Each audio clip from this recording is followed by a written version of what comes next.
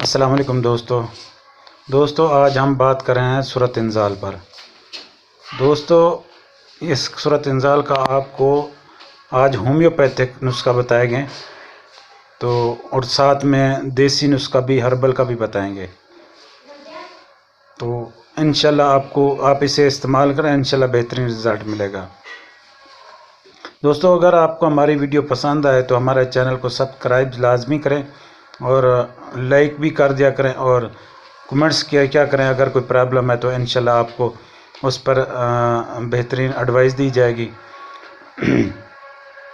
دوستو ہومیوپیتھک میں اس کا جو اجزاء ہے وہ دو ریمیڈی ہے اس میں۔ ایک ٹائٹینیم ہے، ٹائٹینیم آپ نے 200 پاور میں لے لینی ہے، لیکن یہ ہے کہ جرمن کی اصل ہو تو اس کے 5 قطرے صبح اور 5 قطرے شام کو تھوڑے سے پانی ہاف کپ واٹر میں ڈال کے یہ کھانا کھانے کے بعد پئیں۔ اگر آپ کوئی نسوار کھاتے ہیں یا کوئی نشہ کرتے ہیں سگریٹ وغیرہ اس طریقہ، تو اس کو کم از کم 1.5 سے 2 گھنٹے بعد یہ آپ نے سگریٹ پینی ہے، اس سے پہلے نہیں پینی، کم از کم 1.5 گھنٹہ اس کو دینا ہے اپنے۔ اس کے بعد جو اس کی جو دوسری ہے وہ سیلینیم ہے۔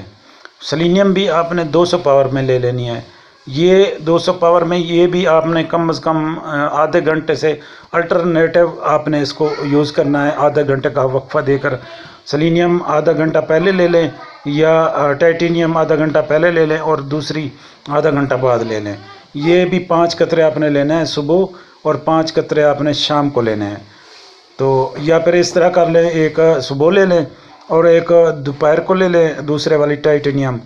سیلینیم صبح کے 5 قطرے لے لیں اور ٹائٹینیم دوپہر کو 5 قطرے لے لیں۔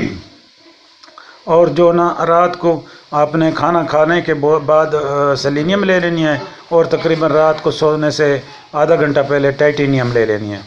اس طریقے سے آپ انشاءاللہ اسے استعمال کریں تو صورت انزال ذکاوت حیض ختم ہو جائے گی۔ اس کے علاوہ جریان، احتلام، داد، صورت ذکاوت حیض بھی ختم ہو جائے گی اور مادہ تولید گاڑھا ہو جائے گا، وافر مقدار میں پیدا بھی ہو جائے گا۔